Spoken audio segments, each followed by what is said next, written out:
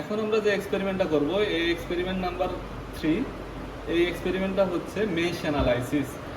তো আমরা 2 নম্বর সার্কিটে যেটা সলভ করছিলাম 2 নম্বর এক্সপেরিমেন্টে, ওটা ছিল হচ্ছে আমাদের নোডাল অ্যানালাইসিস। নোডাল অ্যানালাইসিসের সার্কিট ডায়াগ্রাম এবং মেশ অ্যানালাইসিসের সার্কিট ডায়াগ্রাম আমরা যদি দেখি তাহলে দেখবো একই রকমের সার্কিট ডায়াগ্রাম। তো মেশ অ্যানালাইসিসে আমাদের যে কাজটা করতে হবে, এখানে 2টা মেশের কারেন্ট আমাদেরকে বের করতে হবে। তো এর জন্য আমাদের 3টা রেজিস্টর লাগবে, R1 R2 এবং R3, আর 2টা ভোল্টেজ সোর্স লাগবে। তো এই 2টা ভোল্টেজ সোর্স আমরা ফিক্সড ভোল্টেজ সোর্সও দিতে পারি, আবার ভেরিয়েবল ভোল্টেজ সোর্সও দিতে পারি। যেহেতু আমাদের ডাটা শিটে 2টা ডাটা নিতে হবে, তো আমরা একটা ভোল্টেজ সোর্সকে ফিক্সড ধরে নিব, ফিক্সড 5 ভোল্ট ধরে নিব, আর একটা ভোল্টেজ সোর্সকে আমরা চেঞ্জ করে নিব। তো এই ক্ষেত্রে আমরা যেটা করব, প্রথমে ডাটা শিটটা বুঝে নিব। V1 তার মানে এই ভোল্টেজটা, V2 হচ্ছে আমাদের এই ভোল্টেজ সোর্স। এরপরে হচ্ছে এখানে যেটা লিখতে হবে V এবং R রেজিস্টারের ভ্যালুগুলো আমরা শুরুতে যেভাবে মেজার করি ওহম মিটার দিয়ে। শুরুতে আমরা এই 3টা রেজিস্টারের 3টা ব্লক সিতে 3টা রেজিস্টারের ভ্যালু মেজার করে নিব মিটার ওহমে দিয়ে।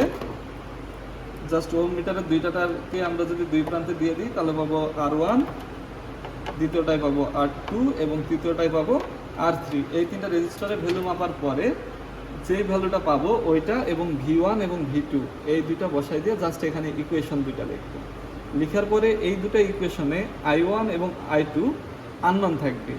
এই দুটাকে আমরা ক্যালকুলেটরের ইকুয়েশন মোডে গিয়ে ক্যালকুলেট করে নিব। ক্যালকুলেট করে দেখা যাবে যে আমরা এই স্মল আই এবং স্মল I2 এই 2টা জিনিস আমরা এখানে লিখে দেব। লিখার পরে এই দুটাকেই ব্রাঞ্চের ক্যালকুলেটেড কারেন্টে আমরা লিখে ফেলবো। লিখার পরে জাস্ট ইকুয়েশন অনুযায়ী I3টা মেজার করব। আর এই সার্কিট থেকে শুধুমাত্র আমরা ব্রাঞ্চ কারেন্ট মেজার্ড এখানে I1 I2 I3 এই 3টা কারেন্ট মেজার করব। আর এই এক্সপেরিমেন্টটা করার সময় আমাদের একটা জিনিস খেয়াল রাখতে হবে, সেটা হচ্ছে V1 এবং V2 যদি আমরা V2তে 5 ভোল্ট দেই তাহলে V1কে দিব এর দ্বিগুণের বেশি ভোল্টেজ। যেমন যদি 5 ভোল্ট দেই এখানে দিব 12, 14, 16 বা 8 নিতে পারি, কিন্তু 10কে আমরা কখনোই নিব না। এক কথায় V1 কখনোই V2-র দ্বিগুণের সমান হবে না। যদি দ্বিগুণের সমান হয় তাহলে আমরা I2টাকে 0 পাবো। এই জন্য আমরা V2 যদি 5 ভোল্ট দেই I1 এর ডাবল 10 ইউজ করব না। যদি V2 6 দেই এখানে 12 ইউজ করব না, 12 বাদ দিয়ে অন্যগুলো সব ইউজ করতে পারবো। তো এতটুকুই বিষয় হচ্ছে আমাদের জানা ছিল। এখন আমরা এক্সপেরিমেন্টটা যদি হাতে কলমে করতে যাই তাহলে আমাদের প্রথমে এই সার্কিটের ব্লক সিতে 3টা ক্লিপ আমাদেরকে লাগাতে হবে। এইভাবে ক্লিপ 3টা লাগানোর পরে একইভাবে 2 নম্বর এক্সপেরিমেন্টে আমরা যেভাবে ভোল্টেজ সোর্স লাগাইছিলাম এখানেও একইভাবে লাগাবো। তো প্রথমে আমরা 5 ভোল্টকে R5 এর সাথে দিয়ে দেব। এরপর হচ্ছে গ্রাউন্ডটাকে আমরা গ্রাউন্ডের সাথে দিয়ে দেব। ঠিক একইভাবে অ্যাডজাস্টেবল পাওয়ার সোর্সে পজিটিভটাকে আমরা R4 এর সাথে দিয়ে দিব, আর গ্রাউন্ডটাকে আমরা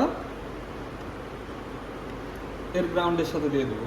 তাহলে এখন আমাদের কি করতে হবে, এই প্রথম ডাটা শিটে V1 হচ্ছে আমাদের অ্যাডজাস্টেবল পাওয়ার সোর্স। তো অ্যাডজাস্টেবলের পাওয়ার সোর্সের ভোল্টেজ আমরা আমাদের খুশি মতো নিব। সাপোজ আমরা 15 নিয়ে করব।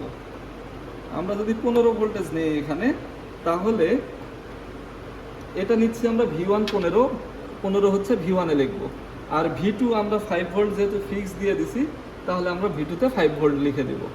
লেখার পরে পরেরটাতে আমরা কি করব, ভির ভ্যালু এবং R1 R2 R3 ভ্যালু বসাই দেবো। বসাই দেওয়ার পরে এই দুটা থেকে আমরা ক্যালকুলেট করে I1 I2 বের করব ক্যালকুলেটরের ইকুয়েশন মোড দিয়ে।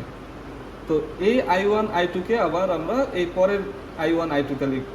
লেখার পরে I3 যখন বের করতে যাব তখন আমরা কি করব, I1 মাইনাস I2 করলে I3 পেয়ে যাব। এরপরে আমাদের এই সার্কিটে যে কাজটা থাকবে সেটা হচ্ছে ডাটা শিটের ব্রাঞ্চ কারেন্ট মেজার করতে হবে। যেহেতু ব্রাঞ্চ কারেন্ট মেজার করতে হবে এক্ষেত্রে আমাদের অ্যামিটার ইউজ করতে হবে। অ্যামিটার ইউজ করব কিভাবে, আমরা সার্কিট ডায়াগ্রামে দেখব যে কারেন্টের ফ্লো ডিরেকশন কোন দিকে আছে।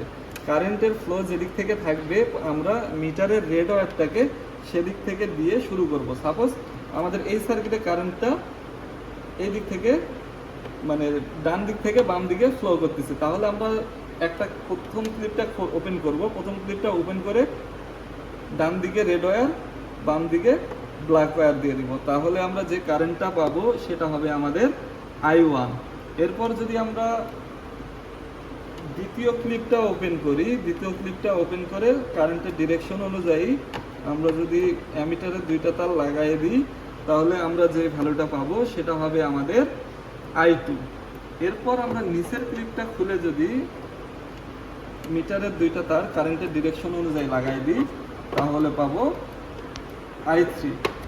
তাহলে এই I3, এই তিনটা কারেন্ট মেজার করা শেষ হলে আমাদের এক্সপেরিমেন্টটা ডাটাগুলো তিনটাকে আমরা এই মেজারটে লিখে দিব। আমাদের এক্সপেরিমেন্টটা এতটুকুই। তো আজকের এক্সপেরিমেন্টটা এখানেই শেষ। ধন্যবাদ।